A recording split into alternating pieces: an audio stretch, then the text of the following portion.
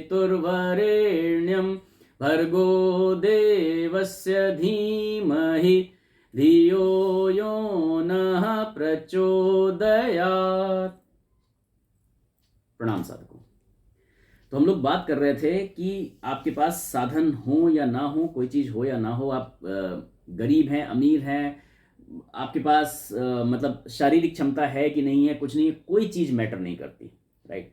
Matter सिर्फ एक चीज़ करती है कि आपकी संकल्प शक्ति कितनी स्ट्रांग है, आप कितना स्ट्रांग उस चीज़ के बारे में सोचते हैं, आपका जो पैशन है, आपका जो जुनून है वो कितना स्ट्रांग है, वो सबसे ज़्यादा इंपॉर्टेंट चीज़ करती है। तो आज बड़ी छोटी सी स्टोरी मैं शेयर करूंगा आपके साथ। माइकल फैराडे बहुत फेमस साइंटिस्ट हैं, हम सब लोग जानते हैं, लेकिन उनके बचपन की बात शायद कोई नहीं जानता होगा, उन्होंने अपनी लाइफ शुरू कहाँ से की।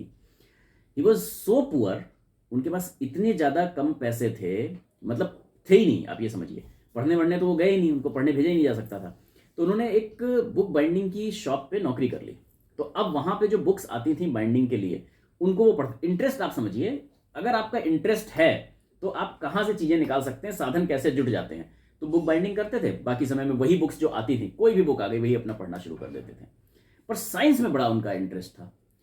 तो इंग्लैंड की जो रॉयल सोसाइटी ऑफ केमिस्ट्री थी, उसका अनाउंसमेंट आया, उसका ऐड देखा होगा उन्होंने कहीं अपना पेपर में, कि हेम्फ्री डेवी का एक लेक्चर होने वाला है।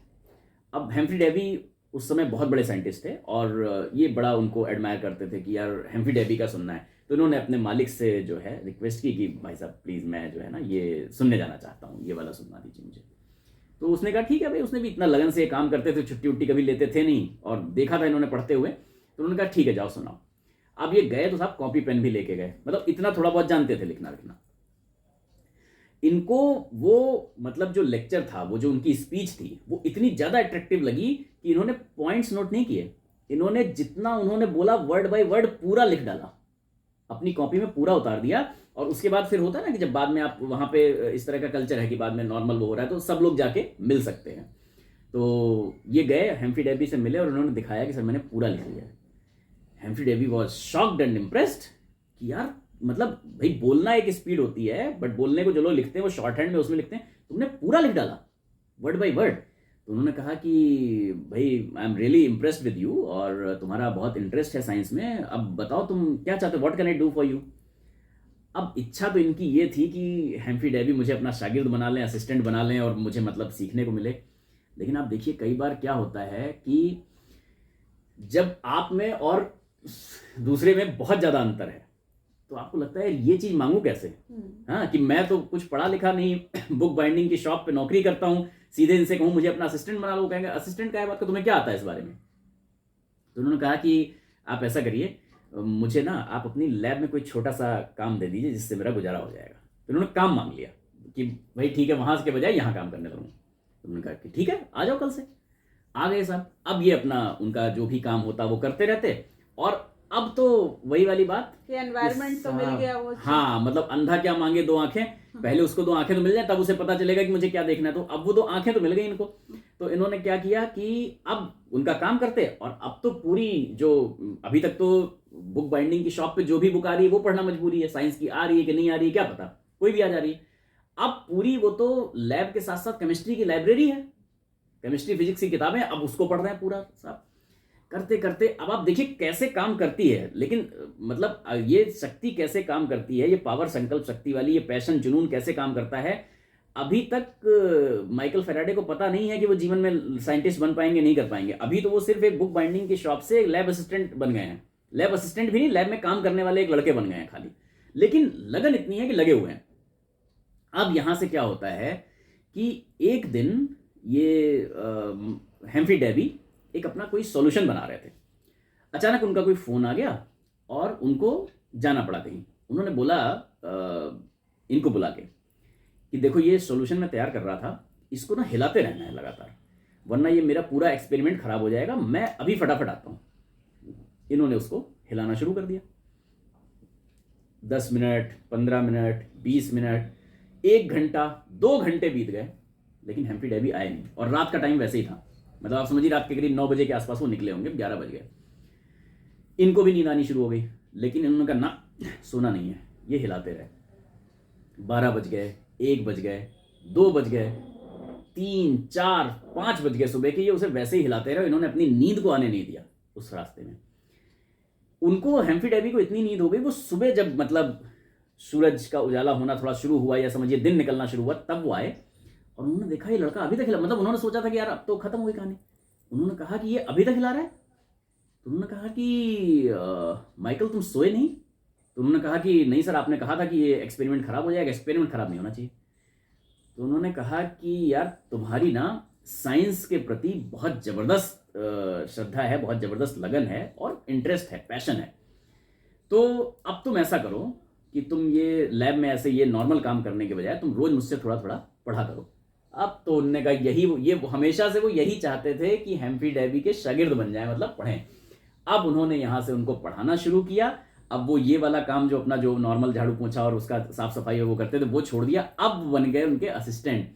और इसी माइकल फेराडे ने, हम लोग जानते हैं, डायनमा बनाया, देन मैग्नेट से बिजली बनाने की खोज की, और तमाम मतलब केमिस्ट्री और फिजिक्स में उनकी बहुत सारी खोजें। Michael Faraday is a famous scientist, हम सब जानते हैं। We can go and Google and Wikipedia पे आप देखें तो उनके अवार्ड्स की लिस्ट और आपको उनके जो जितनी उन्होंने खोजें की हैं उनके मिलेंगे।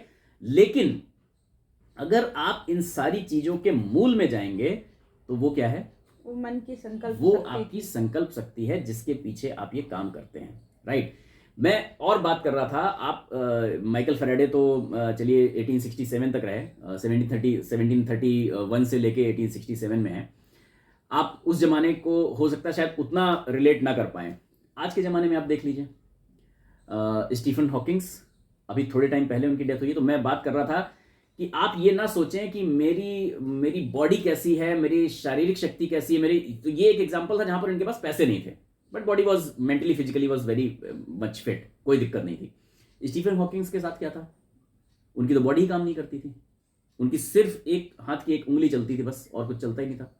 पूरी बॉडी ऐसे, और कितनी बड़ी बड़ी खोजें की उन्होंने यूनिवर्स के ऊपर। तो कहने का मतलब यह है कि जो हम कहते हैं ना, need is the mother of invention, आवश्यकता आविष्कारों की जननी है। तो अगर आपके अंदर किसी चीज को लेके जुनून है, पैशन है, तो उसके लिए जो चीजें चाहिए वो जुट जाएंगी, लिखने वाले जुट जाएंगे। कबीरदास जी के दोहे आप पढ़ते हैं? कबीरदास जी मसी कागज छुयो नहीं, कलम गही नहीं हाथ, अपने हाथ से कहते हैं, और आज उनके दोहे पूरी दुनिया पढ़ रही है। कबीर अमृतवाणी गूंजती है, सारी चीजें गूंजती हैं, तो लिखने वाले मिल जाते हैं। मूल इज हियर, विचार, थॉट प्रोसेस। अगर वो थॉट प्रोसेस है, वो फोकस्ड है, वो स्ट्रांग है, तो आपको बाकी सारी चीजें अपने आप जुट जाएंगी, आप तक आती चली जाएंगी। ये जो लॉ ऑफ अट्रैक्शन कहता है ना कि उस सारी चीज को खींच के आप तक पहुंचा दिया जाएगा। वो जो पावर है, वो जो ये आपका जो पैशन है, जो जुनून है, that is like a magnet, वो खींच लेगा हर चीज को। उसके लिए जरूरी जो चीज है वो मिल जाएगी। आप सोचिए, कहां एक लड़का बुक बाइंडिंग की शॉप पे बुक्स बाइंड करता है, जो किताबें आती है वो पढ़ता है, उसे जरूरी थोड़ी उसमें साइंस की किताब आ जाए। उसको हेम्फी डेवी के साथ काम करने का मौका क्यों मिल जाता है, उनकी लैब में भी काम करने का मौका क्यों मिल जाता है? क्योंकि वो पैशन था, जिस पैशन ने उसको ये चीज सामने लाया कि ये भाषण होने वाला है। अदरवाइज कितने लोग हैं जो इस पे बाइंडिंग की शॉप पे काम करते हैं और उनको ऐसा कुछ पता भी चलता है कि ये रॉयल सोसाइटी ऑफ केमिस्ट्री में एक लेक्चर होने वाला है, पता ही नहीं चलता, देखते ही नहीं ना उसको कभी। लेकिन जिस चीज के लिए आप एक छोटा सा एग्जांपल लेकर देखिए। आप सपोज सोचिए कि मुझे ये कार लेनी है, फलानी कोई कार। सपोज आप मारुति की किसी गाड़ी से चलते हैं और आपको मर्सिडीज लेनी है। आपको उस दिन के बाद से न्यूज़पेपर में, होर्डिंग्स पर, मेट्रोज में, कहीं भी आप चलेंगे, आपको मर्सिडीज के ऐड सबसे ज्यादा दिखने शुरू हो जाएंगे। मर्सिडीज के शोरूम दिखने शुरू हो जाएंगे, आपको सड़क पे मर्सिडीज चलती हुई दिखनी शुरू हो जाएंगी। क्यों? क्योंकि अब भी एड्स और भी चीजों के लगे हुए हैं, गाड़ियां सड़क पे और भी चल रही हैं, लेकिन आपके दिमाग में क्योंकि मर्सिडीज है इसलिए आपको वो चल रही है। मैंने जब अपनी गाड़ी ली थी तो मैंने, क्योंकि मैं इस चीज का बड़ा मैंने खुद, मेरा अपना एक्सपीरियंस है कि जब मैंने सोचा कि मुझे ये एक्स गाड़ी लेनी है तो मुझे हर जगह सड़क पे ये दिखता था कि मैं, यार हर आदमी यही गाड़ी चलाता है। मुझे ये लगता था कि सड़क पे चलने वाली हर तीसरी गाड़ी यही है। बट द प्रॉब्लम इज, गाड़ियां वो वाली पहले भी उतनी ही थी, आज भी उतनी ही है, बट आपकी निगाहें अब बाकी सबको देख नहीं रही हैं, उसी को देख रही हैं। आपके ऐड अब बाकी सबको देख नहीं रहे हैं, उसी को देख रहे हैं। आपकी निगाहें अब उसी गाड़ी के शोरूम को देख रही हैं, बाकी सब उसी के इर्द गिर्द शायद बीएमडब्ल्यू का भी होगा, ऑडी का भी होगा, लेकिन आपको मर्सिडीज का दिख रहा है क्योंकि आपको मर्सिडीज लेनी है।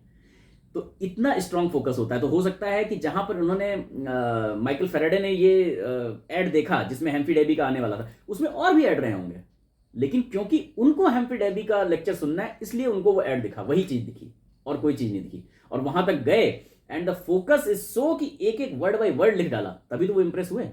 कुछ तो आपको करके दिखाना पड़ेगा ना, और वो करके दिखता है आपकी संकल्प शक्ति से।